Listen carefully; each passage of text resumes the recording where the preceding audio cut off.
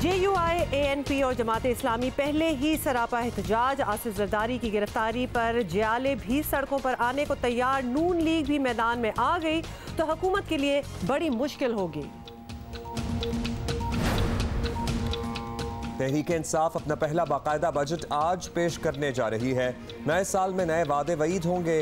IMF deal के बाद पाकिस्तानियों को बजट से तवक्कुआत कम, खदशात ज्यादा हैं।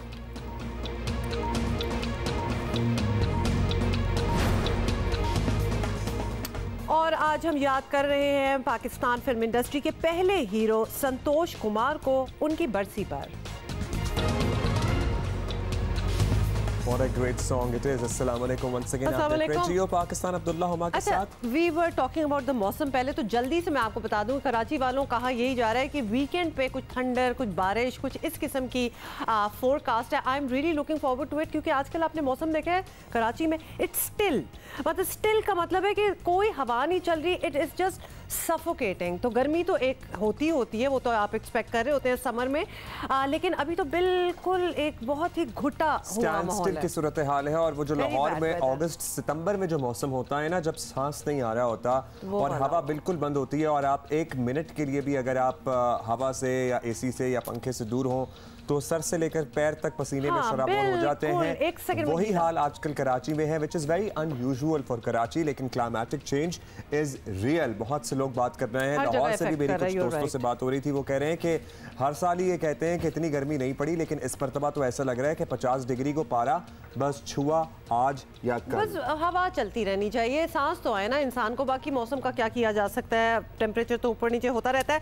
बट पॉलिटिकल टेम्परेचर क्या है मुल्क में, इसके बारे में भी हम बात कर लेते हैं। पारा है वहाँ भी, वहाँ तो बहुत ही पारा है और वहाँ कोई पंखे भी नहीं चल रहे। जल्दी से आपको बता दें कि JUI अवामी नेशनल पार्टी और जमात इस्लामी पहले ही हुकूमत मुखालिफ तहरीक शुरू कर चुकी थी। आसिफ जरदारी की गिरफ्तारी पीपल्स पार्टी को भी चौथे गेयर में ले आई है। और अगर मुस्लिम लीग नून ने भी मुज़ाहमत की ठान ली तो हुकूमत के लिए मुश्किलें ही मुश्किलें होंगी। नैब ने जाली अकाउंट्स केस में आसिफ जरदारी को गिरफ्तार कर लिया है। इस्लामाबाद हाई कोर्ट की जानिब से दरख्वास्त जमानत मुस्तरद किए जाने के बाद नैब टीम ने साबिक सदर को हिरासत में लिया और उन्हें आज एहतसाब अदालत में पेश किया जाएगा। गिरफ्तारी के बाद पीपल्स पार्टी के जियालों ने सड़कों पे और रहनुमाओं ने पार्लियामेंट में सख्त एहतजाज किया। मारते भी है और रोने नहीं देते। इस नया पाकिस्तान और मुशर्रफ का पाकिस्तान या अयूब खान का पाकिस्तान या ज़िया का पाकिस्तान, क्या फ़र्क है? जिसकी नाना को आपने फांसी पे चढ़ा दिया, जिसकी वालदा को बम धमाके में और गन का हमला में शहीद करवा दिया, जिनका एक मामू को आपने जहर दे के मरवा दिया, शहीद कर दिया, दूसरा को टारगेट किलिंग में शहीद कर दिया, तो आप उस बेटा को कैसे डराएंगे? इन हालात में मुस्लिम लीग नून पूरी तरह पीपल के साथ खड़ी है। कायदे हिज़्ब इख्तिलाफ तवील छुट्टी के बाद ऐवान में आए तो खूब गरजे बरसे। जनाब जरदारी साहब हर मौके के ऊपर नैब में पेश होते रहे। काश नैब इस चीज़ को अप्रिशिएट करता और गिरफ्तारी की नौबत आने की ज़रूरत नहीं थी। मेरी गुजारिश है कि आप जनाब आसिफ जरदारी साहब के प्रोडक्शन ऑर्डर्स इशू करके माजी की रवायत को आप बरकरार रखें। और आपको बताएं कि हुकूमत का अब भी यही कहना है कि उसका और नैब का कोई गठजोड़ नहीं। न ये केस हमने बनाया, न नैब हमारे मातहत है, न नैब को हम डिक्टेट कर सकते हैं, न इस्लामाबाद कोर्ट हमारे मातहत है, न इस्लामाबाद कोर्ट को हम कोई डायरेक्शन दे सकते हैं। न इस्लामाबाद कोर्ट ने अपनी सवाबदीद में उनको बेल्स एक्सटेंशन देती रही और आज जब उन्होंने पूरी दास्तान सुनने के बाद वो उस नतीजे पे पहुंचे कि मज़ीद बेल की एक्सटेंशन की गुंजाइश नहीं है तो उन्हें बेल कैंसिल कर दी। अब ये एक अदालती फैसला है, उससे हुकूमत का ताल्लुक नहीं है। ठीक है जी, हुकूमत कुछ भी कहे, बहरहाल दो बड़ी अपोजिशन जमातों के सरबराह जेल में हैं और क्या सूरत हाल आने वाले दिनों में बनती है ये तो वक्त ही बताएगा। और इसी के लिए हमारे साथ बात करने के लिए मौजूद हैं पीपल्स पार्टी के रहनुमा हैदर ज़मान कुरैशी साहब। बहुत शुक्रिया आपने ज्वाइन किया, वक्त दिया। जरदारी साहब बिल आखिर गिरफ्तार हो गए हैं। सर, क्या सोच रही पाकिस्तान पीपल्स पार्टी, पार्लियामेंट तक महदूद रहेगी या फिर सड़कों पर दबादब मस्त कर लंदर, जिसका इशारा, जिसका इंदिया दिया जा रहा है बिलावल की तरफ से भी, उसके लिए तैयार रहे हुकूमत भी? बिस्मिल्लाहिर्रहमानिर्रहीम।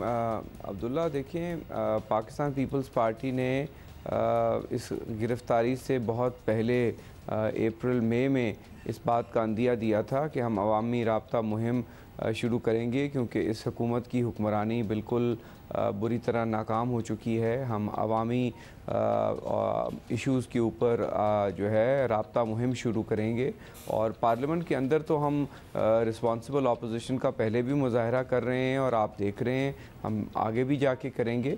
लेकिन हम ये समझते हैं कि इंसानी हकूक़, माशी हकूक़ और जो है ह्यूमन राइट्स वायलेशंस हैं, इकनॉमिक मेल्ट डाउन जो है उसके ऊपर हम बात करेंगे। जहाँ तक गिरफ़्तारी का आपने ज़िक्र किया, पाकिस्तान पीपल्स पार्टी को ना इस गिरफ़्तारी से, ना माजी में, ना आगे कोई और अगर कोई ऐसी गिरफ़्तारी हो उससे कोई ऐसी घबराहट है या परेशानी है।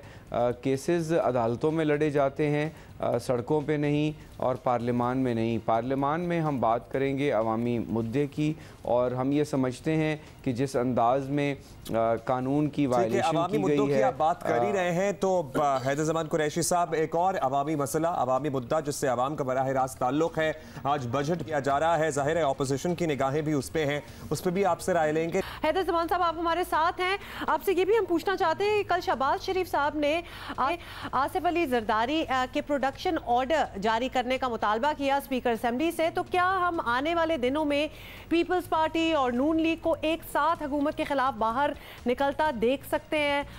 कोई ऐसी डिसीजंस आपने लिए हो?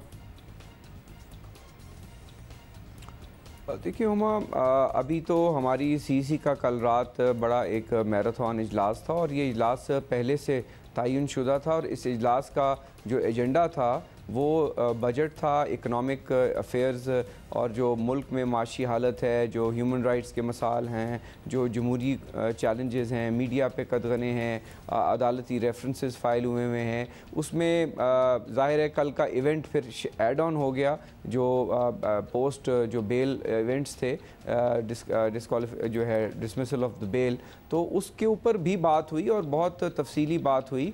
देखिए, हम ये समझते हैं कि जो कल का वाक़या है ये प्राइमरीली इसकी टाइमिंग और ये जिस तरीके से हुआ है, ये कोई ऐसी बात नहीं है।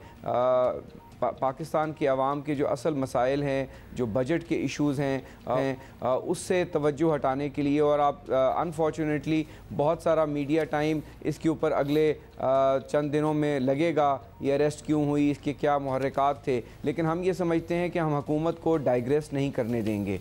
हमारा फोकस आप आज देखिएगा पार्लियामेंट में भी बजट पे और आवाम के मामलात पे प्राइमरीली होगा। गिरफ्तारियाँ, अदालती मामलात, इस पे बात होगी, लेकिन पार्लियामेंट में ज़्यादा हमारा फोकस इस हुकूमत की नाकाम पॉलिसीज़ को एक्सपोज़ करना है। अब आप जियो ने हमेशा लीड ली है और मुझे बड़ी खुशी है कि वफाकी काबीना के पढ़ने से पहले, अमूमन तो वो पढ़ते ही नहीं है, जो उन्होंने बजट पास करना है और उसके बाद ऐवान में टेबल होना है, लेकिन आपने कम अज़ कम आवाम को बता दिया।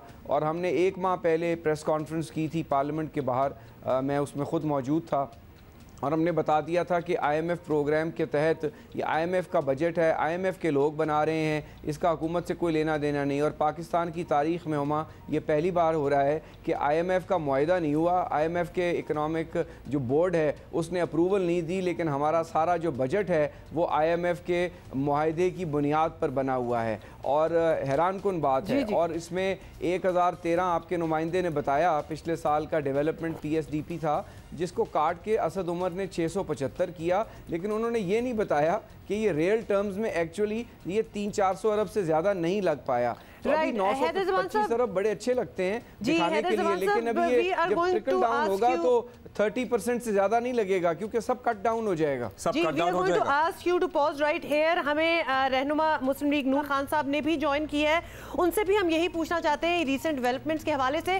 मुशाहिदुल्लाह खान साहब, नवाज शरीफ ऑब्वियसली जेल में है, अब आसिफ जरदारी की गिरफ्तारी भी हो गई है, इस तरह के इकदाम से तो यही लग रहा है कि हुकूमत ऑपोजिशन को सड़कों पर धकेल रही है, लेकिन ऑपोजिशन ही सड़कों पर नहीं आना चाहती। तो किस चीज का इंतजार है, क्या सोच रहे हैं आप लोग? जहाँ तक अपोजिशन की बात है, अपोजिशन बहुत सारे नुकात पर वो मुत्तफ़िक़ और मुत्तहिद है और ये ऐलान कर चुकी है कि ईद के बाद एक APC होगी जो अब इंशाल्लाह बहुत जल्द होगी। पार्टियाँ अपने अपने इजलास भी शुरू कर दिया, आज पीपल पार्टी का हुआ है, दीगर पार्टियों के भी होंगे और बहुत जल्द APC होगी जिसमें हम मतलब कि इसकी मॉडलिटीज़ तय करेंगे कि इस हुकूमत के ख़िलाफ़ पार्लियामेंट में हमने किस तरीके से बिहेव करना है और पार्लियामेंट से बाद सड़कों पे फिर जिस तरह से जस्टिस काजी सफाइस का एक केस सामने आ गया है वो भी इसको ममेज़ देगा। तो ये सारी चीज़ें मिलजुल के और फिर जो एटीट्यूड है, जो बिहेवियर है मौजूदा, यानी कि जो कठपुतली हुकूमत है, जिस तरीके से वो बिहेव कर रहे हैं अपोजिशन, किसी भी महज पे वो कामयाब नहीं है और फिर अपनी यानी कि हरकतों की वजह से कामयाब नहीं है। ना उन्हें कुछ आता है, ना वो कुछ सीखना चाहते हैं, ना इस निज़ाम से उन्हें कोई मोहब्बत है, ना वो इस निज़ाम को कि कोई वक़ार उनके नज़दीक है, ना पाकिस्तान की मईशत को वो समझ रहे हैं। अवाम के ख़िलाफ़ ऐसे ऐसे इक़दाम कर रहे हैं कि कोई सोच नहीं सकता था। तो आप ये देखेंगे कि बहुत जल्दी इंशाअल्लाह ताला आवाम को तकलीफ़ पहुँचाने वाले जो हैं वो भी अपने यानी कि मुशाहिद साहब आप हमारे साथ मौजूद ही रहिएगा। हैदर ज़मान कुरैशी साहब भी हमारे साथ मौजूद हैं। अब अवामी इशूज़ की मुशाहिदुल्लाह खान साहब भी बात कर रहे हैं। हैदर साहब आपसे पूछना चाहेंगे कि मौलाना फजलुर रहमान हैं या फिर ANP हैं तो पर सड़कों पर ऑलरेडी मौजूद है, ऐलान कर चुके हैं। जमात इस्लामी ने भी डेडलाइन दी हुई है, लेकिन अभी तक मुस्लिम लीग नून या पीपल्स पार्टी या फिर ये सब मिलकर इकट्ठे कहीं नज़र आ नहीं रहे हैं। अगर ये तितर बितर रहेंगे, स्कैटर्ड रहेंगे तो इसका अल्टीमेट फायदा तो हुकूमत को ही होगा।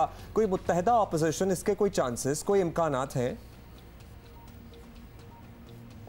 देखिए अब्दुल्ला, बहुत आप थोड़ा सा इंतज़ार कीजिए। चीज़ें इस हुकूमत का जो अवाम दुश्मन बजट है वो आज आपके सामने आ जाएगा। कौम को पता चल जाएगा कि एक हुकूमत जिसने साल में अगस्त में बजट दिया, फिर फरवरी में मिनी बजट दिया और उसके बावजूद कोई इकनॉमिक टारगेट्स नहीं मीट हुए। आपने देखा कि कल इकनॉमिक सर्वे आया और आपकी और हुमा की बड़ी गहरी नज़र है, कोई टारगेट नज़दीक तो क्या दूर दूर तक मीट नहीं हुआ। Economic situation complete disaster mode में है, एम्प्लॉयमेंट उरूज पर है, हाइपर इन्फ्लेशन है, ये सब बातें हैं। और आज जितनी टैक्सेशन की जा रही है, मैं आपको 2-3 चीज़ें बड़ी वाज़े बता दूं कि जनरल सेल्स टैक्स का ये रेट बढ़ाने लगे हैं 17 से 18%, जिसमें 100 अरब रुपया ये इकट्ठा करेंगे, लेकिन जिसका स्पायरल इफेक्ट 10% से ज़्यादा होगा फूड इन्फ्लेशन के ऊपर। इसी तरीके से इन्होंने रुपए को डिवैल्यू किया है, इन्होंने रेगुलेटरी ड्यूटीज़ लगाई, इन्होंने और गरीब आवाम पर मुख्तसरन ये बता दें कि आप अवामी इशूज़ की यहाँ बात कर रहे हैं, आप अवाम से बात करते हैं, लेकिन कहने वाले भी या फिर हुकूमती वज़रा और हुकूमती अरकान ये भी कहते हैं कि पहले तो इससे कुछ याद नहीं आया था, अब जरदारी साहब चूँकि पकड़े जा चुके हैं, अब एहतजाज भी याद आएगा, अब सड़कों पर भी आएंगे, क्योंकि अब अपने घर तक बात आ गई है ना। जब आवाम के घरों में मसला था तो शायद इतनी जज्बाती नहीं हो रही थी ऑपोजिशन।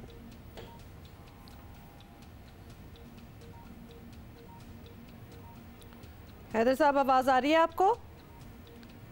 जी, मुझे आपकी आवाज़ आ रही है अब्दुल्ला। ऐसी बात नहीं है, हमें मालूम है कि मीडिया के सब दोस्त इसको इस तरह इस एंगल से पर्सपेक्टिव को देखेंगे, लेकिन जरदारी साहब की बाखुदा गिरफ्तारी का इससे कोई ताल्लुक नहीं है। आप चेयरमैन बिलावल की पिछले 5-6 माह की प्रेस कॉन्फ्रेंसेस देखें, हमारी गड़ी खुदाबख्श में 27 को स्पीच देखें। हमने तो इस हुकूमत को कहा था कि आप चलें, इकनॉमिक चार्टर करें, हम आपको सपोर्ट करेंगे, आप आवाम। और मैं रात की प्रेस कॉन्फ्रेंस आप जो है वो कम अज़ कम ज़रूर आवाम को दिखाइए। उसमें कल भी रात को चेयरमैन बिलावल ने कहा है कि अगर ये हुकूमत आवाम दोस्त बजट लाती है, गरीब परवर बजट लाती है, आवाम को रिलीफ देगी, तो हम इस बजट को सपोर्ट करेंगे। लेकिन अगर आप चाहे सारी पार्टी को अरेस्ट कर लें, लेकिन आवाम के लिए तो कोई बेहतरी करें। लेकिन अगर आप लोगों पर बोझ डालेंगे, बेरोजगारी बढ़ाएंगे, ठीक है, आप कह रहे हैं कि जरदारी साहब की गिरफ्तारी से कोई ताल्लुक नहीं है। जी जमान साहब, we get your point. Khan साहब भी हमारे साथ हैं। मुशाहिदुल्लाह खान साहब, आपसे भी हम ये फाइनली ये पूछना चाहेंगे कि बजट इजलास में मुस्लिम लीग नून का प्लान क्या है? अरकान जो है वहाँ के एहतजाज करेंगे या इजलास का बॉयकॉट करना है? क्या सोचा है पार्टी ने? देखिए, ये स्ट्रेटजी जो है ये हमारी पार्लिमानी पार्टी इसको तय करती है। किसी वक्त बाइकाट की ज़रूरत पड़े तो बाइकाट भी होता है, वॉकआउट की ज़रूरत पड़े वॉकआउट भी होता है, कभी मुकम्मल वॉकआउट होता है, कभी टोकन वॉकआउट होता है, फिर तकारीर होती हैं, एहतजाज होता है। पार्लियामेंट के एहतजाज का तरीका मुख्तलिफ होता है, सड़कों का मुख्तलिफ होता है। ये हम यानी कि बाकायदा तो इसको तय करके अनाउंस APC के बाद ही किया जाएगा। लेकिन इस वक्त भी अपोजिशन इकट्ठी है पार्लियामेंट में और वो अपना किरदार अदा कर रही है बड़े मौसर तरीके से, और ये मज़ीद मौसर होता जाएगा। यूँ यूँ गर्मी बढ़ेगी तू जो है उसके अंदर भी गर्मी आती जाएगी। ठीक, बहुत शुक्रिया आपका। मुशाहिदुल्लाह खान साहब रहनुमा मुस्लिम लीग नून हमारे साथ मौजूद थे। पीपल्स पार्टी के रहनुमा हैदर ज़मान कुरैशी साहब हमारे साथ मौजूद थे। दोनों ने अपना मौक़िफ़ दे दिया। उन्होंने कहा जी आने वाले दिनों में देखें अपोजिशन मुत्तहिद भी नज़र आ सकती है, APC भी होने वाली है बजट के बाद। और ये भी कैटेगोरिकली क्लियर किया कुरैशी साहब ने कि इस एहतजाज और इस बॉयकॉट का ताल्लुक जो बजट पे आवाज़ उठा रहे हैं, इस आवाज़ उठाने का ताल्लुक गिरफ्तारी से नहीं है जरदारी साहब की। अच्छा, कितनी बार हुआ है आप लोगों के साथ? मेरे साथ बहुत बार हो चुका है कि you are driving somewhere, you go, और वहाँ पार्किंग का इतना रौला होता है कि आपका दिल चाहता है आप गाड़ी उधर ही छोड़ के कहीं अंदर चले जाएं। होता है ना बहुत दफ़ा। और जब इस किस्म की सूरत हाल का अंदेशा या खदशा हो तो मैं गाड़ी लेके ही नहीं जाता। ऑनलाइन किसी भी टैक्सी में आप किसी भी जगह जाए और ड्रॉप हो जाए और वापसी पे वही टैक्सी बुक करा के आप घर आ जाए। बहुत सी जगह ऐसी फीजिबल रहती है। हाँ, ऑफ कोर्स रहती तो है, लेकिन अब हम एक स्टेप उससे आगे जा चुके हैं। हम नहीं, लेकिन ब्रसल्स में ये हो रहा है। आपको बताएं कि ऑनलाइन टैक्सी की तर्ज पर एक स्टेप आगे काम शुरू हो गया है यूरोप में, जहां आप एक फ़ोन ऐप के जरिए गाड़ी नहीं लेकिन स्कूटी तलाश कर सकते हैं और फिर क्या होता है, खुद चलाएं उस स्कूटी को, मंजिल तक आप पहुंचें और सवारी को सड़क किनारे ही छोड़ दें। It's not your responsibility any more. बहुत ही अच्छा मुझे ये सिस्टम लगा है। तो वो उठाएगा कौन?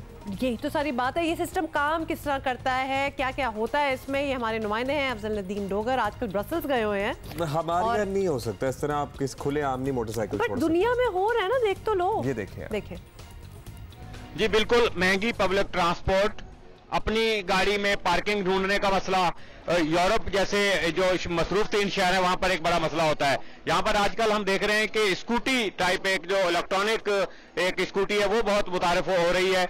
इस बारे में हम यहाँ पर, हमारे पास यहाँ यूनियन काउंसिल के जो मेंबर हैं पाकिस्तान से ताल्लुक है, इनका मोहम्मद नासिर। ये 4 माह पहले इधर कुछ स्कूटर टाइप की कोई चीज नहीं थी, लेकिन ब्रसल सिटी ने ये रियलाइज किया कि अगर पब्लिक में ये आइडिया प्रमोट किया जाए तो वो गाड़ी कम यूज करेंगे। 4 मुख्तलिफ किस्म के स्कूटर उन्होंने शुरू किए।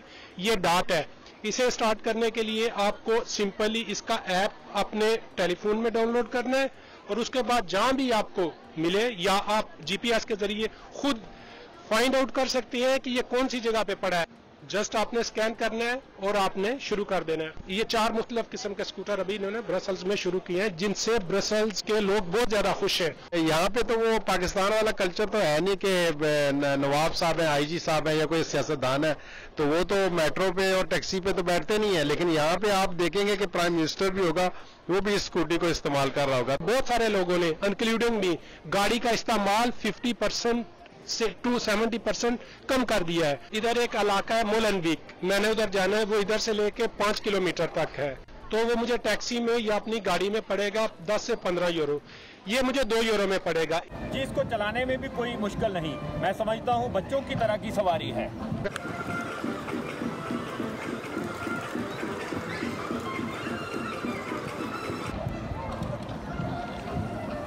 आपने अपना काम खत्म किया और उसके बाद इसको यहीं छोड़ दिया।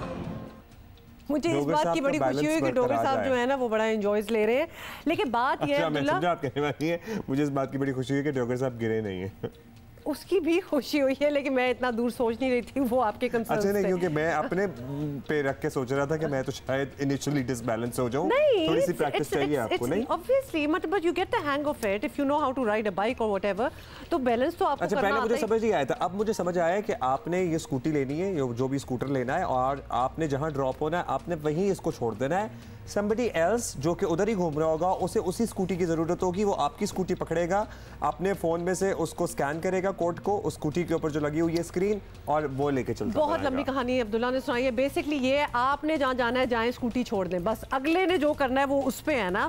ऑब्वियसली स्कैन के through you can find out कि स्कूटीज किधर किधर प्लेस हुई हैं, बट वो जो पॉइंट है कि आप कहीं पहुँचे और उसके बाद आपकी राइड चली गई है, वो मुझे बेस्ट आइडिया लगा है। Very nice. तो हमें ब्रसेल्स भी जाना चाहिए। बात कर रहे थे कि ब्रसेल्स और इन ठंडे मुमालिक में तो ये काम जो है, ये एक्सपेरिमेंट बड़ा अच्छा चल सकता है, कामयाब हो सकता है, लेकिन जहाँ पर 40 डिग्री या 45 डिग्री और 50 डिग्री सेंटीग्रेड सूरज आग बरसा रहा हो, वहाँ पे इस तरह आउटडोर ट्रैवल करना बड़ा मुश्किल हो जाता है। मैं तो कहती हूँ घर से ही ना निकलें, सीरियसली आजकल बड़ी सीरियस किस्म की गर्मी है। हमारे तो कंसर्न्स ही जो कुछ और हैं, आए बजट की बातें करते हैं वापस, क्योंकि हम कहाँ ब्रसेल्स की चले गए तो गलती हो गई। ओके जी, आपको जल्दी से बताएं कि पिछले माली साल के अहदाफ पूरे ना हो सके और आज बजट आ रहा है और फिर नए साल के नए वादे वईद होंगे। पाकिस्तानियों को उम्मीदें भी हैं और खदशात भी हैं ऑब्वियसली, और मुशीर खजाना ने इक्तिसादी सर्वे में माशी तरक्की का हदफ पूरा ना होने का एतराफ़ भी किया है। डॉक्टर अब्दुल हफीज़ शेख ने इक्तिसादी सर्वे रिपोर्ट बराए माली साल 2018-2019 पेश करते हुए कहा कि मुश्किल सूरत हाल से निकलने के लिए इक़दाम कर रहे हैं। है कि काफ़ी टारगेट्स जो हैं वो मीट नहीं हुए, लेकिन ये टारगेट्स आपको पता है कि किस तरह से बने थे और किस हुकूमत ने बनाए थे। So we have to be cognizant of that. हमें ये एहसास होना चाहिए कि हम जिस पॉलिसी पे चल रहे हैं वो स्टेबलाइजेशन की पॉलिसी है। अगले चंद महीनों में we will do the policies जिससे इंशाअल्लाह ताला जो कि नंबर्स हैं वो भी बेहतर होंगे। इक्तिसादी सर्वे पेश करते हुए मुशीर खजाना ने कहा कि रवा माली साल माशी तरक्की का हदफ 6.2% था, लेकिन इसकी शरह 3.3% रही, यानी तकरीबन आधी। माजी की हुकूमतों ने मुल्क को कर्जों की दलदल में फंसाया। मौजूदा हुकूमत ने इक़्तिदार संभाला तो मईशत की हालत बहुत ख़राब थी। माशी इस्तेहकाम के लिए मुस्बत इक़दाम कर रहे हैं। दूसरी जानिब टैक्स वसूली में भी हुकूमत को मुश्किल का सामना है। वज़ीर आज़म को अपील करनी पड़ी है कि अवाम एमनेस्टी स्कीम में शरीक हों। 30 जून के बाद मौका नहीं मिलेगा। पाकिस्तानी वो कौम है बदकिस्मती से दुनिया में सबसे कम टैक्स देते हैं, लेकिन उन चंद मुल्कों में से हैं जो सबसे ज़्यादा खैरात देते हैं। मैं आप सबसे आज अपील कर रहा हूँ कि हम ये जो असासा डिक्लेयर करने की स्कीम लेके आए हैं, इसमें आप सब शिरकत करें। 30 जून के पास आपको ये मौका नहीं मिलेगा। और ये याद रखें, ये आज जो हमारी गवर्नमेंट है इसके पास वो इन्फॉर्मेशन है कभी पहले किसी गवर्नमेंट के पास नहीं थी। इस स्कीम का फ़ायदा उठाएं। सो द बॉटम लाइनर्स की पीटीआई हुकूमत का पहला बजट आज पेश किया जा रहा है, लेकिन इक्तिसादी सर्वे में जो हालात सामने आए हैं उससे अंदाज़ा हो रहा है कि बजट में मज़ीद सख्त फैसले होंगे। तो बिल्कुल हमें यही लग रहा है। इसके हवाले से हम ज़रा कुछ लोगों से बात भी करेंगे और उनका ओपिनियन भी लेंगे। सबसे पहले कराची चैम्बर के सदर जुनेद माखड़ा साहब ने हमें ज्वाइन किया, उन्हीं से पूछ लेते हैं। माखड़ा साहब, पहले तो ये बता दें कि ताजर और सनतकार नए बजट से अच्छी उम्मीदें रखते हैं या फिर डर लग रहा है? खौफ तो ज़रूर लोगों को आ रहा है, लेकिन इसकी वजह सिर्फ यही है कि बजट सामने आ रहा है और जिस तरीके की जो एक आबो हवा FBR ने जो या गवर्नमेंट की मिशनरी ने जो फैलाई है, उससे लोगों के दिलों में एक अजीब सी तब्दीली आई है और वो अनकम्फर्टेबल हैं। जबकि उसकी जगह पे गवर्नमेंट को जो मेजर्स लेने थे वो उसकी बिल्डिंग के लेने थे, तो कॉन्फिडेंस बिल्डिंग के मेजर्स की जगह पे इस वक्त खौफ डर की मैसेजेस टीवी पे चल रहे हैं, विच इज़ नॉट करेक्ट। हम इंस्टीट्यूशंस हैं ही एक ब्रिज का रोल प्ले करने के लिए अंडर द ट्रेड ऑर्डिनेंस, और हम चलते भी कंपनी ऑर्डिनेंस और ट्रेड ऑर्डिनेंस के बीच में हैं, और हम जो भी गवर्नमेंट के मसाइल और गवर्नमेंट के साथ मिल के चलना होता है हमें। इसी तरह हमने अपने मेंबरान को भी सपोर्ट करना होता है जो जायज़ बात है।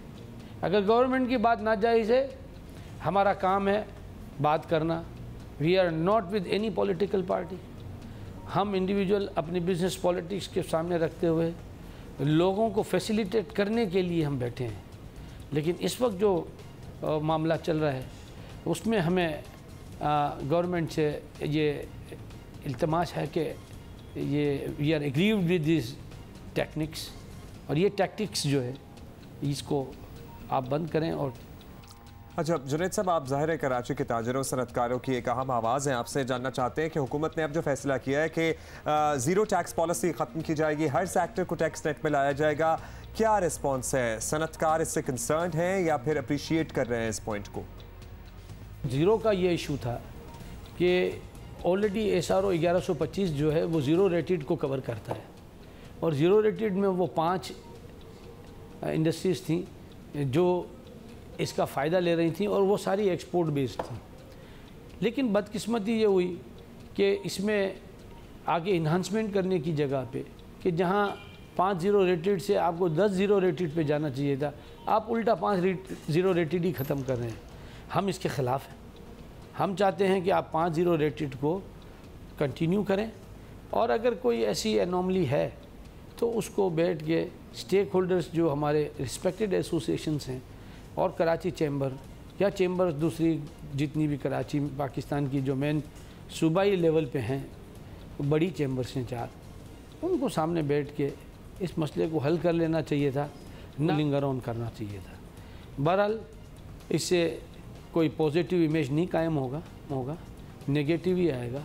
और जिसके रिपरकशंस आपके सामने आ रहे हैं कि कोई जो इस वक्त प्रेस क्लब पे धरना दिए हुए हैं, तो कहीं कहीं और फैसलाबाद पूरे शहरों में इस तरीके का माहौल नहीं चाहते कि क्रिएट हो। बहुत शुक्रिया आपका। कराची चैम्बर के सदर जुनैद माकड़ा हमारे साथ मौजूद थे। जैसे कि आपको पता है PTI हुकूमत का आज पहला बजट आ रहा है। कराची चैम्बर के सदर जुनैद माकड़ा साहब से हमने ब्रेक से पहले बात की, और अब हम ओपिनियन लेंगे। सरमायाकारी अमूर के माहिर समीउल्लाह तारिक साहब ने हमें ज्वाइन किया है। समीउल्लाह तारिक साहब, स्टॉक मार्केट को मईशत की बेहतरी का बड़ा आशारिया समझा जाता है। सरमायाकारों को इस बजट से क्या उम्मीदें हैं और क्या खदशात हैं?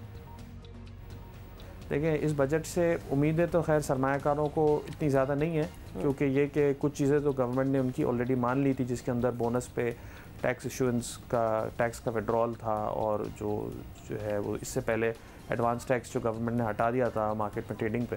तो लेकिन ये कि खदशात जो है वो बहरहाल सेक्टर्स के हवाले से कि सीमेंट पे FED बढ़नी है नहीं बढ़नी, या फर्टिलाइज़र पे GST लगेगा नहीं लगेगा, तो इस तरह काफ़ी लिस्टेड सेक्टर्स पे टैक्सेशन की खबरें हैं। जैसे ये बैंकिंग सेक्टर पे खबर है कि गवर्नमेंट सिक्योरिटीज़ में जो इन्वेस्टमेंट है उसके ऊपर टैक्स लग जाएगा, या इस तरह जो है शुगर के ऊपर एडिशनल टैक्स लग जाएगा, या इस तरह कॉर्पोरेट टैक्स रेट जितना कम होना चाहिए था 29 से 28 वो नहीं हो पाएगा, या सुपर टैक्स कंटिन्यूड रहेगा। इस तरह की बहुत सारी चीज़ें हैं जिसकी वजह से सरमायाकार नर्वस है, और मेरा ख्याल है कल भी इसी वजह से मार्केट का रिएक्शन शायद इतना अच्छा ना रहे। मार्केट के अंदर सर्टनिटी बजट के बाद आएगी, और उसके बाद मार्केट जो है वो बेहतर परफॉर्म करेगी। समीर साहब, ये फरमाइएगा कि हुकूमत का इरादा मार्केट सपोर्ट फंड लाने का भी है, इसके बावजूद स्टॉक मार्केट में बड़ी तेज़ी नहीं हमने देखी है। ये फंड मार्केट को कितना सपोर्ट कर सकेगा? एनी स्पेकुलेशन या आपको कुछ खास उम्मीदें हैं इससे कि नहीं? देखिए, जो लास्ट टाइम जब इन्होंने पिछली दफ़ा 2009 में जब फ़ंड लॉन्च किया था, उसके बाद मार्केट ने परफॉर्म काफ़ी अच्छा किया था। अब बहरहाल उसमें मार्केट की परफॉर्मेंस में सिर्फ फ़ंड का ही जो है वो किरदार नहीं था उस वक्त भी, और अब भी नहीं होगा। मेरा ख्याल है कि IMF प्रोग्राम में जाने के बाद एक तो हमारी मार्केट में वैसे भी सर्टेनिटी आएगी, दूसरा बैलेंस ऑफ पेमेंट के हवाले से जो अनसर्टेनिटी थी और करेंसी ने जो डेप्रिशिएट होना था, मेरा ख्याल है उसका भी मेजॉरिटी पार्ट हो चुका है। तो मेरा ख्याल है मार्केट बेहतर परफॉर्म करेगी आगे, और जो अच्छी आगे इन्वेस्टर्स के लिए भी। राइट, बहुत बहुत शुक्रिया। सरमायाकारी अमूर के माहिर समीउल्लाह तारिक हमसे बात कर रहे थे और अपने खदशात का भी इजहार कर रहे थे। माहिर टैक्स अमूर कादिर मेमन साहब ने अब हमें ज्वाइन किया। कादिर मेमन साहब, इस हुकूमत का फोकस रहा है कि टैक्सेस से आमदन बढ़ाई जाए, और अब तक ये मुमकिन नहीं हो सका, हमने देखा नहीं है। एमनेस्टी स्कीम भी अब तक कुछ नहीं कर सकी, तो अब क्या आप समझते हैं कि इसकी वजह क्या है, क्यों इस तरह नहीं हो सका? आई थिंक ये अगर हम हकीकतन भी देखें अगर, तो पाकिस्तान में टैक्स का पोटेंशियल तो बहुत है, और ये सिर्फ एक जो हमारी बहुत सारी कमज़ोरियाँ हैं जिसमें इन्फोर्समेंट एक बहुत बड़ा एरिया है, जो कि प्रॉपर इन्फोर्समेंट नहीं है हमारे यहाँ। इंफ्रास्ट्रक्चर की जो है वो नहीं हुई है, और हमारे यहाँ जो बहुत सारी पोटेंशियल एरियाज़ हैं जिसको एक्सप्लोर नहीं किया गया। जहाँ तक एमनेस्टी की सक्सेस का है, मैं समझता हूँ कि एमनेस्टी एक ऐसे टाइम पे अनाउंस की गई है जिसमें बीच में बहुत सारी रमज़ान भी थी, ईद की छुट्टियाँ भी थी, और जो है अब बजट का एक सेशन पूरा आ गया है। तो मैं समझता हूँ कि ये जो है इसकी टाइमिंग जो है वो या तो वो उसको एक्सटेंड होना चाहिए, और जो मैं समझता हूँ कि लोग इसका एडवांटेज ज़रूर लेंगे, क्योंकि इसमें जो बेनामी के लॉज हैं और जो इन्फॉर्मेशन अब हमें ओवरसीज़ से जो आनी शुरू हुई है दूसरी कंट्रीज़ से, तो इस सूरत हाल में मुझे लगता है कि काफ़ी लोग जो हैं इसका एडवांटेज लेंगे। लेकिन आई थिंक अभी चूँकि टाइम की कमी की वजह से ये इसका लोग ज़्यादा बेनिफिट नहीं उठा सके हैं। अब ये बताइएगा कि आप हुकूमत ज़ाहिर है अपना पहला बजट तो ला ही रही है, टैक्सेस की वसूली का हदफ भी काफ़ी ऊपर रखा जाने का इम्कान है, क्या तवक्कुआत हैं, या कोई स्पेकुलेशन है या कोई खदशात ही हैं आपको उलट ये जो टारगेट रखा जा रहा है पूरा हो पाएगा या करीब भी पहुँच सकेंगे हम? जो करंट ईयर का बजट है, जो आज जो भी अहदाफ ये वसूल करेंगे, उसमें जो है 1 ट्रिलियन की तो वैसे ही गुंजाइश है बढ़ जाने की। फॉर एग्ज़ाम्पल अगर आप देखें इस वक्त डॉलर जो है वो ऑलमोस्ट जो लास्ट ईयर से जो प्राइस थी इसका 30% ऑलमोस्ट बढ़ा हुआ है, और लोग कह रहे हैं कि डॉलर में और भी अप्रिसिएशन होनी है। इसी तरह बैंक का जो इंटरेस्ट रेट बढ़ा है उसकी वजह से बहुत ज़्यादा इन्फ्लेशन को बढ़ जाने की नज़र आता है। तो अगर हम इन्फ्लेशन को ले लें, अगर हम जो है वो डॉलर की पैरिटी जो बढ़ गई उसको ले लें, और अगर फिर हम साथ में जो इस वक्त बातें हो रही हैं कि अगर ये जो लोकल सेल्स पे जो सेल टैक्स नहीं वसूल किया हो सक रहा गवर्नमेंट ऑफ पाकिस्तान से reason of the zero rated, तो अगर ये सब एवेन्यूज़ को लिया जाए तो मैं समझता हूँ कि इसमें कोई ऐसी बात नहीं है कि ये बजट को मोर और लेस इसके करीब तक पहुँचा जा सके। दूसरी बात यह है कि ग्रोथ, मैं समझता हूँ कि ग्रोथ जो है गवर्नमेंट एंटिसिपेट कर रही है 4% की, जबकि वर्ल्ड बैंक जो है वो 2.8-2.9% की कर रही है। अगर 4% की भी ग्रोथ हो तो ऑलमोस्ट तकरीबन 200 बिलियन के करीब तो वो भी आ जाना है। तो आई थिंक कोशिश की जाए अगर कोई बहुत ज़्यादा ना किया जाए, मैं समझता हूँ कि पाकिस्तान का इससे कई गुना ज़्यादा पोटेंशियल है इसको बजट के जो अहदाफ आ रहे हैं उससे। ठीक है जी, बहुत शुक्रिया आपके। टैक्स उमूर के माहिर कादिर मेमन साहब हमारे साथ मौजूद थे। टैक्स उमूर और दीगर उमूर जो बजट से रिलेटेड है हमने तफसील से बात की है। हमारे पास आपको पता प्रोग्राम में और भी बहुत कुछ होता है, उसके लिए आपको अगले घंटे में हमारे साथ होना होगा। हम बात कर रहे थे कि घर में कोई पेट होना चाहिए। मैं एक्चुअली अब्दुल्ला को ये बता रही थी कि कल मेरे घर एक छिपकली आ गई और उसके बाद जो मैंने किया, मुझे बहुत डर लगता है छिपकलियों से, लेकिन फिर उसको निकालना पड़ा। और अब्दुल्ला ने मुझे आइडिया के आगे दिया, आप घर में एक बिल्ली रख लें। छिपकली नहीं मैं बर्दाश्त करी तो मैं बिल्ली क्यों रखूंगी? तो मेरा आइडिया था कि शायद बिल्ली जो है वो छिपकली को खा ले और घर में कोई छिपकली ना हो, तो इस तरह का कोसाइंस हो सकती है। भाई कोई ले जाए इसको। नहीं, ये बिल्कुल अच्छा आइडिया नहीं था। If anything I would like to have a dog, छोटा सा एक पपी टाइप डॉग में रख सकती हूँ, बट नो बिल्लियाँ। If anything I would like to have a parrot now, क्योंकि मैंने बिल्लियाँ बहुत रखी है घर में और वो कुछ अरसे के बाद ना आपको थोड़ा सा तंग करना शुरू हो जाती है, क्योंकि उनकी आबादी माशाल्लाह बड़े तवातुर से बढ़ती है। हाँ, दैट इज वेरी ट्रू। अगर आप 1 या 2 ले आए तो वो साल के अंदर ही 8, 9, 10 तक पहुंच जाती है। इट्स नॉट लाइक रैबिट्स, बिल्ली फिर भी जरा कम होती है, रैबिट्स जरा ज्यादा मल्टीप्लाई होता है। एनीवे, हम कहाँ पहुंच गए? Welcome back to Geo Pakistan second hour. और जियो पाकिस्तान ही हो रहा है, वही हो रहा है। Top stories of this our.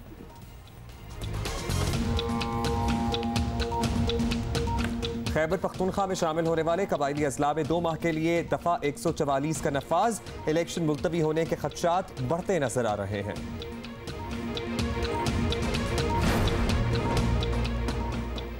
Eid की छुट्टियों में ट्रैफिक हादसात ने दर्जनों अफराद की जानें ली। सिर्फ पंजाब में 55 अफराद जाँ बहक हुए। ट्रैफिक कवानीन पर अमल ही हादसात से बचाव का वाहिद हल है।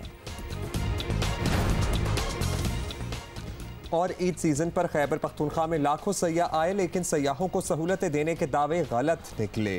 हालात यही रहे तो सयाहती सरगर्मियों में इजाफा ख्वाब ही रहेगा।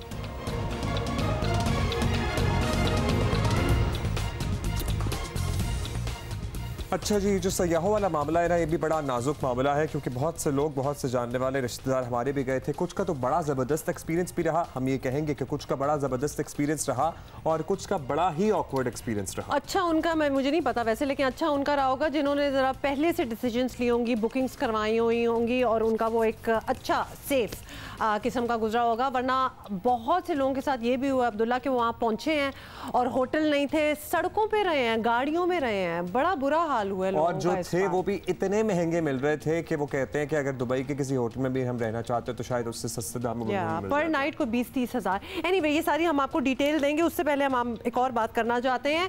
आपको बताएं कि कबायली इजला के इलेक्शन 20 दिन के लिए मुलतवी करने की दरख्वास्त के बाद खैबर पख्तूनख्वा हुकूमत ने यहाँ 1 माह के लिए दफ़ा 144 लगा दी है और मुस्तकबिल करीब में इलेक्शन होते नजर नहीं आते।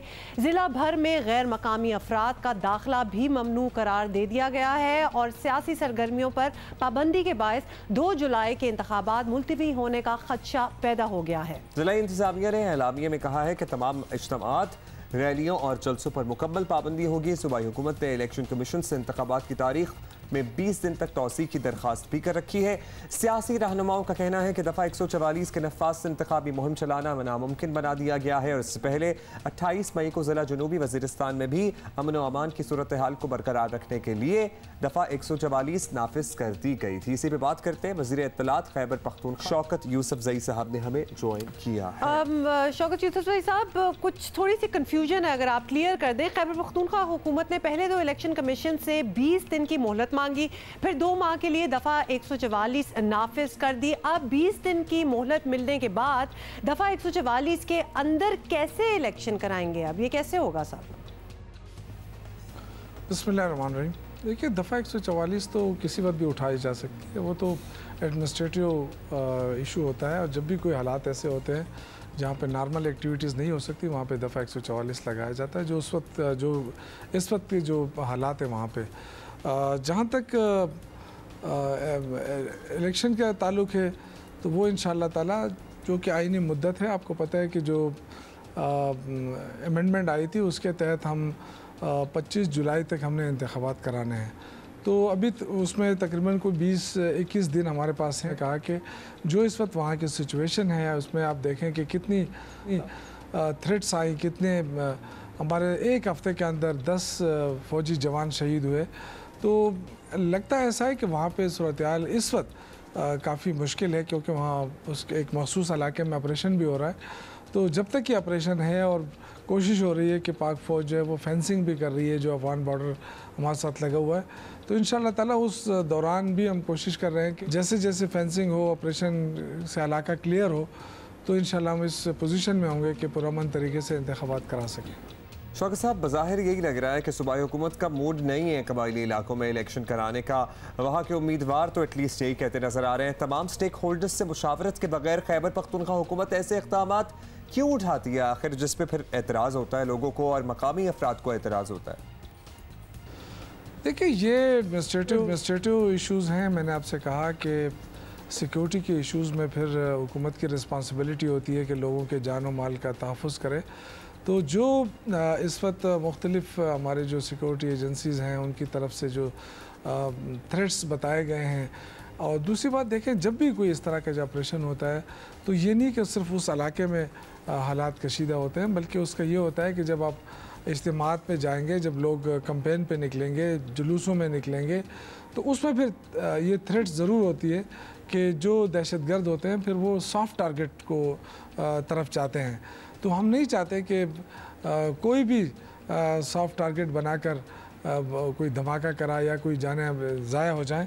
तो इससे बेहतर है कि हम 15-20 दिनों के अंदर हालात को ठीक करें। और उसमें देखिए, हमारे पास बहुत सारे इश्यूज़ हैं। अगर आप देखें, लेवीज़ का इश्यूज़ हैं, खासादारों का इश्यूज़ है कि वो अभी तक उस तरह ट्रेंड नहीं है जिस तरह हमारे यहाँ पुलिस है। फिर जो क्रॉस बॉर्डर जो दहशतगर्दी के इम्कानात बढ़ते जा रहे हैं, तो वो सारी सिचुएशन को देख कर ये फैसला किया हुकूमत ने कि इंतखाबात कुछ अरसे के लिए मुलतवी किए जाएँ और जैसे इंशाअल्लाह ताला इंतखाबात कराए जाएँ। लेकिन यूसुफजई साहब, अगर क्लैरिटी नहीं होगी तो सिचुएशन तो और भी ख़राब हो सकती है। नाकदीन को चुप कराने के लिए ही सही, आप कोई तारीख तो दे दें, बता दें कि कबायली इलाकों में इंतखाबात कब करवा रहे हैं, या फिर BRT की तरह इसकी भी कोई तारीख नहीं दी जा सकती।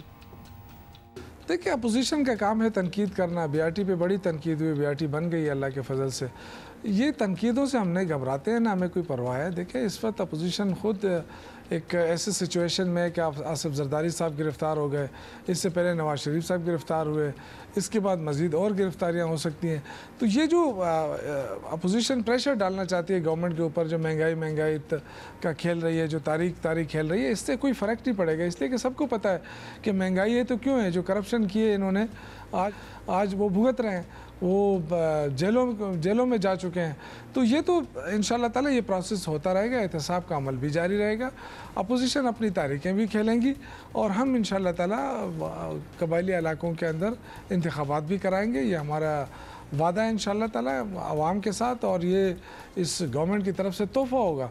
लेकिन हम चाहते हैं कि किसी की कि ऐसा ना हो कि कोई जाने ज़ाया हो जाए। हम चाहते हैं कि पुरअमन माहौल में इलेक्शन कराए जाएँ और जब तमाम स्टेक होल्डर्स को मौका मिले कि वहाँ जाएं और अपनी कैंपेन चलाएं। मज़े की बात है कि अभी तक कोई भी किसी भी पार्टी का लीडर जो है, वो जब से इलाके जम हुए हैं खैबर पख्तूनख्वा के अंदर, कोई लीडर आज तक वहाँ नहीं गया है, ना उनसे पूछा है कि आपके इश्यूज़ क्या हैं, ना उनसे मिलने सिवाय तहरीक इंसाफ के। वज़ीर आज़म साहब भी गए हैं, वज़ीर आला साहब भी गए हैं, गवर्नर गए हैं, हम वज़रा गए हैं। तो साफ़ी यानी अगर कंपेन किए तो सिर्फ PTI ने किए। ये जो बात कहा जा रहा है कि जी PTI खौफज़दा है और इलेक्शन को मुलतवी की, ऐसी कोई बात नहीं है। ऑलराइट, बहुत बहुत शुक्रिया। वज़ीर इत्तलात खैबर पख्तूनख्वा शौकत यूसुफजई हमसे बात कर रहे थे। और साथ ही उन्होंने कहा कि BRT भी बन गई है। वैसे BRT का क्या स्टेटस है पेशावर वालों, जरा बताइएगा। बट आई कुडंट आस्क कि क्या हुआ है। हाँ, जो पेशावर में हमें देख रहे हैं, बताएं BRT बन गई है, मतलब क्या आप लोग यूज़ कर रहे हैं, क्या हो रहा है? अभी यूज़ तो नहीं हो रही, we are sure about that. हाँ, बट तो फिर ये क्या कहना कि बन गई, अगर ओपन टू पब्लिक नहीं हुई तो क्या बनना, मतलब ये भी तो एक सवाल है। Anyway, we are going to move on because बहुत सी बातें करनी है। जैसे कि वर्ल्ड कप, वो वर्ल्ड कप ही क्या हुआ अगर बीच में कोई कंट्रोवर्सी ना हो या कोई जैसे कि वो शादी ही क्या हुई जिसमें कोई झगड़ा ना हो, फड्डा ना हो। हाँ, मैं वहाँ तक नहीं गई थी। आपको पता है ना, आपकी वाइफ भी वॉच कर रही है ये शो, तो हम ऐसी बातें नहीं करते। इवेंट ऑफ शादी की बात कर रहे थे। अब्दुल्ला, आप कहाँ पहुँच गए? जनाब, हम बात कर रहे थे इससे पहले, आपको याद है ना कि बहुत से लोग ईद की छुट्टियां क्योंकि ज़रा ज़्यादा थी, बिल्कुल इनफैक्ट पूरे हफ्ते की छुट्टियां थी, तो लोगों ने कहा कि पहला दिन ईद का घर पे बनाते हैं और उसके बाद बस निकल जाते हैं पहाड़ों पर। लेकिन सारों का अच्छा नहीं गुजरा ना, यही तो आपको बताना है। आपको बताएं कि ईद की छुट्टियों में खैबर पख्तूनख्वा में लाखों सयाह जो थे वो आए तो सही, और अच्छी खबर है, लेकिन सयाहों को इंतजामात ना होने की शिकायत भी बेतहाशा हैं। नाकाफ़ी सहूलतें, ख़राब सड़कें और हर चीज़ कई गुना ज़्यादा कीमत पर मिलती रही, और लोगों के बड़ी तादाद में महदूद मुकामात का रुख करने का नतीजा ट्रैफिक जैम और रिहाइश के ना होने की सूरत में निकला। जैसे कि हम आपको पहले भी बता रहे थे, लोगों की बड़ी तादाद ने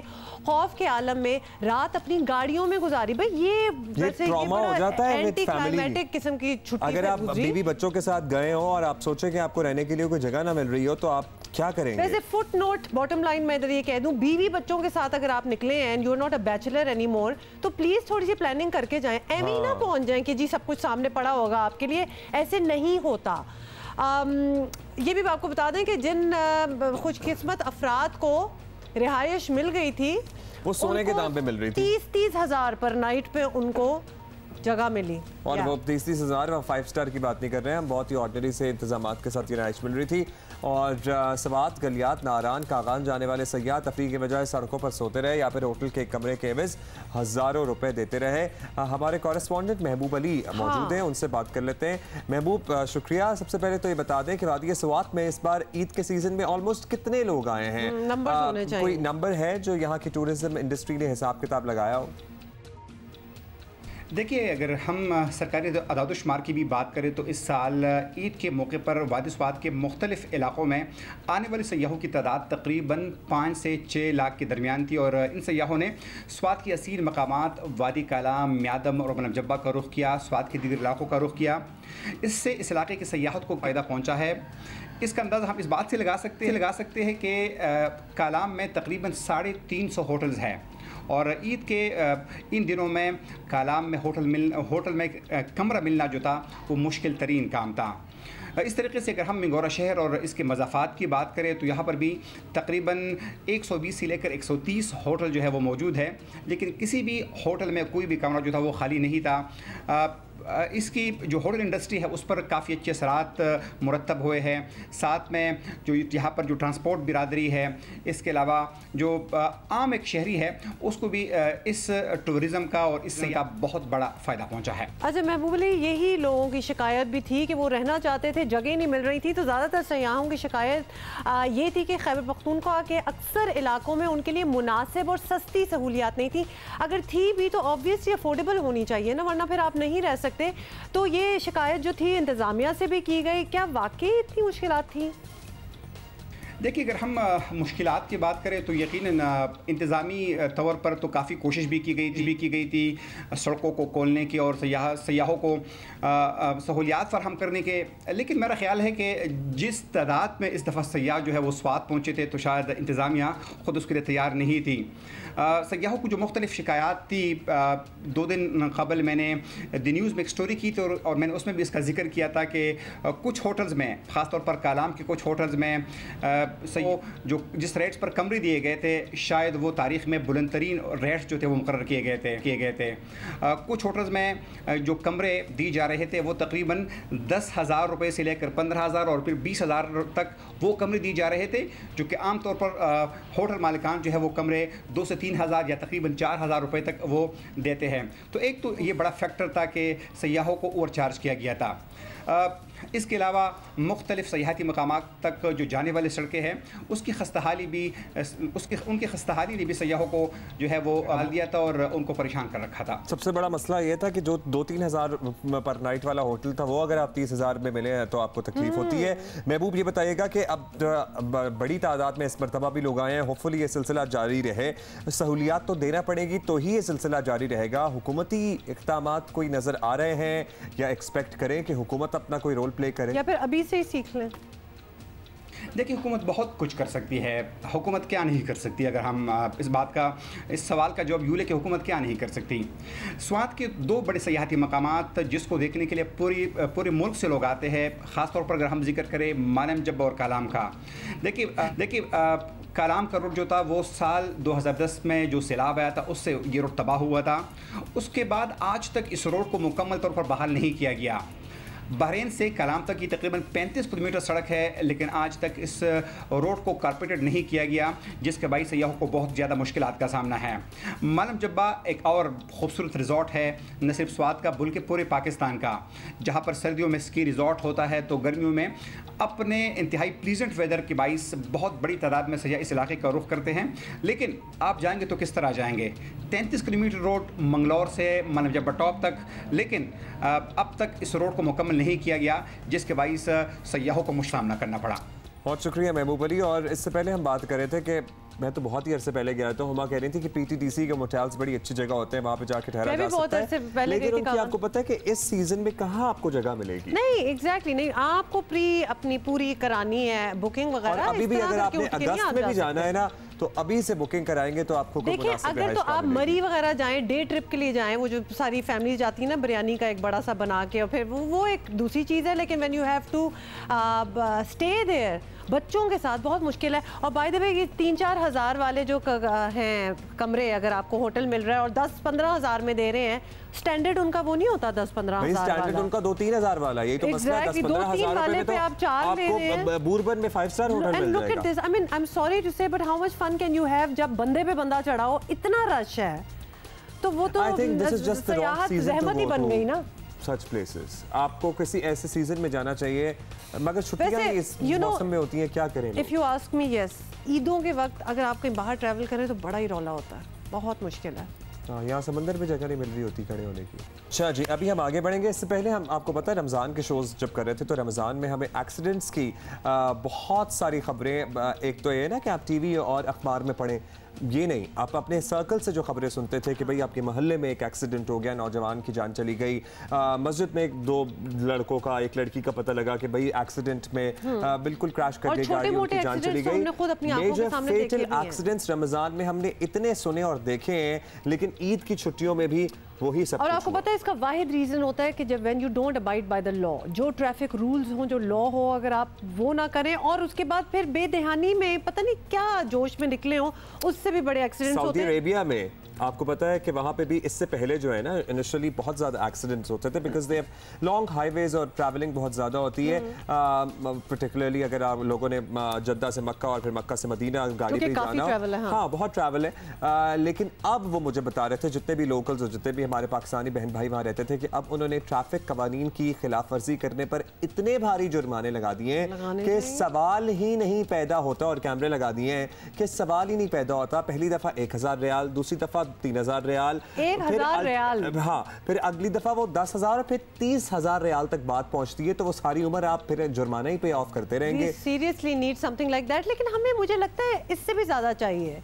हमें। नहीं, वहाँ पे अगर एवरेज तनख्वाह 12,000 रियाल है तो उस इंसान के लिए 30,000 रियाल या 3,000 रियाल बहुत ज्यादा, लेकिन यहाँ आपको पता है लोग निकल भी जाते हैं। यहाँ पे मैं आपको बताऊँ मिनिमम वैसे सिग्नल तोड़ने का जुर्माना मिनिमम ना 10 से 15,000 रुपए होना चाहिए। फोन पे बात करने का वाइल यू आर ड्राइविंग कितनी बार होता है, आपको ड्राइव से पता चल जाता है, अगर आप हॉर्न मार रहे हो ना कि अगला क्यों नहीं हट रहा सामने से या जो भी हो, आपको उसकी ड्राइव से पता चल जाता है कि he is on the phone और she is on the phone. अच्छा, ईद में क्या हुआ? 500,000 वाला केस जो है ना, ये अब प्लीज इसकी लेजिस्लेशन हो, इसमें कवानीन में तरमीम करें, खत्म होना चाहिए। also tell you one more thing, आपको पता है M2 जो इस्लामाबाद लाहौर मोटरवे है, उस पे आई नो पीपल जो कि 700 उस एक ज़माना था 700 रुपये ओवर स्पीडिंग पे वो जुर्माना होता था, 700 पहला दे देते थे, दूसरा 700 रेडी रखा होता था देने के लिए। ऐसा भी मैंने देखा है लोगों को, just because they want to speed on the motorway. So 700,000 is not going to work. 7,000 करेंगे ना तो फिर ऐसा नहीं होगा। अच्छा, मैंने बताना है ना कि एक्चुअली हुआ क्या है। तो ईद की बात हम कर रहे थे और ईद की छुट्टियों में क्या हुआ है जी, ईद की छुट्टियों में मुल्क भर में ट्रैफिक हादसात में दर्जनों अमवात हो गई हैं। So we are not talking about injured people, we are talking about deaths. मोहतात ड्राइविंग और रोड सेफ्टी के असूल हम कहीं पीछे छोड़ चुके हैं, यही हम कह भी रहे हैं। और ईद पर दूसरे शहरों में मुलाजमत करने वाले अफराद अपने आबाई इलाकों की तरफ निकल पड़े और इसके नतीजे में सड़कों पर जहां ट्रैफिक का रश होता है वहां ओवरलोडिंग और तेज़ रफ्तारी की वजह से हादसात भी बढ़ जाते हैं। और इतलात के मुताबिक इस दफ़ा ईद के मौके पर सिर्फ पेशावर के खैबर टीचिंग हॉस्पिटल में 10,406 अफराद लाए गए जो कि मुख्तलिफ हादसात का शिकार हुए थे और इनमें से कम अज़ कम 20 अफराद जान से हाथ और पंजाब के मुख्तलिफ शहरों में 55 हलाकतें रिपोर्ट की गई हैं सिर्फ ईद की छुट्टियों में बिकॉज ऑफ ट्रैफिक इंसिडेंट्स, और दर्जनों अफराद सिंध और बलूचिस्तान से भी रिपोर्ट हो रहे हैं। अभी हमने बात करनी है साबिक IG मोटरवेज जुल्फ़िकार चीमा हमारे साथ टेलीफोन लाइन में मौजूद होंगे, लेकिन एक ब्रेक लेनी है, ब्रेक के बाद बात करते हैं। so tragic. हम बात कर रहे थे ट्रैफिक हादसात की जो कि ईद की छुट्टियों के दौरान हुए हैं, उसमें मुतादिद अफराद की जान चली गई है। साबिक IG मोटरवेज जुल्फ़िकार चीमा हमारे साथ टेलीफोन लाइन पर मौजूद है। शुक्रिया चीमा साहब, आपने वक्त दिया। चीमा साहब, ईद की छुट्टियों में मुल्क भर में बड़ी तादाद में हमने देखा और रिपोर्ट्स भी हुए हैं ट्रैफिक हादसात, मोटरवेज और हाईवेज पर भी कई हादसात हुए हैं। आम तौर पर सबसे पहले तो आप ये हमें एक्सप्लेन करें कि क्या वजह होती है इनकी? ओवर स्पीडिंग होती है, ओवरलोडिंग होती है अगर पब्लिक ट्रांसपोर्ट होते हैं, क्यों होते हैं ये हादसात, या जल्दी होती है बस लोगों को? दहशतगर्दी के बायस हलाक होने वालों से कहीं ज्यादा, 4 गुना ज्यादा तादाद ट्रैफिक हादसात से हलाक होने वालों की है। इसके अलावा जाती दुश्मनियों के नतीजे में जो लोग कत्ल होते हैं उनसे भी कहीं ज्यादा तादाद ट्रैफिक हादसात में जाने गवा देने वालों की है। तो ये एक बहुत बड़ा अलमिया है। इस पर हुकूमत को, पॉलिसी मेकर्स को, मीडिया को बहुत इस पर फोकस करना चाहिए, सीरियसली लेना चाहिए। आपने पूछा है कि इसकी क्या वजह है। इसमें 80% से ज्यादा ड्राइवर की नाअहली, गलती या कोताही का अमल दखल होता है। जो स्टीयरिंग पे बैठे होते हैं उनके पास लाइसेंस ही नहीं होता, या उन्होंने गैर कानूनी तरीकों से लाइसेंस हासिल किया होता है, या इसके अलावा वो ट्रैफिक कवानीन पर अमल नहीं करते, उनकी खिलाफ वर्जी करते हैं, ये स्पीड लिमिट क्रॉस करते हैं। इसके अलावा ड्राइविंग भी कर रहे हैं और साथ मोबाइल फोन सुन रहे होते हैं, गपशप लगा रहे होते हैं। अच्छा, बहुत सी वजूहात है, बहुत सी वजूहात है जो हम सब बात करते रहते हैं। और थोड़ी सी मैं भी गिनवा देती हूँ। ऑफ कोर्स ह्यूमन एरर तो है ही, और उसमें क्या क्या आता है, हमारे लोग जो हैं वो ओवर स्पीडिंग के साथ साथ सीट बेल्ट का इस्तेमाल ना करना। मतलब क्यों नहीं भाई, बनाई है किसी वजह से, फिर इंडिकेटर ना देना, मुड़ रहे हैं आगे और बता नहीं रहे पिछले वाले को कि मेरी ये इंटेंशन है मुड़ने की, उसके बाद गलत लेन में चलना। एंड ऑफ कोर्स ड्राइविंग के दौरान मोबाइल फ़ोन क्यों इस्तेमाल करते हैं, इन चीज़ों के हम लोग आदी हो चुके हैं। चीमा साहब, क्या जुर्माने बढ़ाने होंगे या कुछ और करना होगा? अब मतलब कोई डिटरेंट तो इनको देना है ताकि जरा बेहतर ड्राइविंग प्रैक्टिसेस हों। देखिए, उसमें सारी चीजें जरूरी होती हैं, उसमें अवेयरनेस कैंपेन भी बहुत जरूरी है। इसको निसाब का हिस्सा बनाया जाए रोड सेफ्टी को, ताकि हाई स्कूल में जब स्टूडेंट्स पढ़ते हैं तो उस वक्त ही वो सेंसिटाइज हों, उन्हें सेंसिटाइज किया जाए, उन्हें इसकी अहमियत से रोशनास कराया जाए। और फिर साथ साथ एनफोर्समेंट में आता है ये जुर्माने हों, चालान हों, उसकी कई सूरतें हो सकती हैं। जुर्माने भी बिल्कुल बढ़ाया जा सकता है। मोटरवे में जब से मोटरवे पुलिस बनी उस वक्त से 700 रुपया ओवर स्पीडिंग का जुर्माना है, जो अब हमने भी कोशिश की, गवर्नमेंट को लिख के भेजा कि जी वो जो है अपना बढ़ना चाहिए, उससे डबल होना चाहिए। तो जुर्माने भी बढ़ाने चाहिए। और जो खास तौर पे हैबिचुअल है, एक से ज्यादा मरतबा जो खिलाफ वर्जी करता है ड्राइवर, उसकी सजा में इजाफा होना चाहिए, उसकी पेनल्टी बढ़ानी चाहिए। तो ये सारे इक़दाम इसमें किए जाने चाहिए।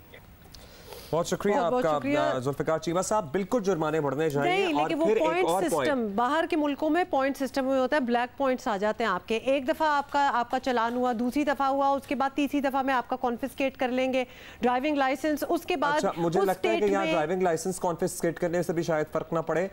एक दफ़ा जुर्माना बढ़ाएं, दूसरी दफ़ा उससे डबल करें, तीसरी दफ़ा उससे ट्रिपल करें।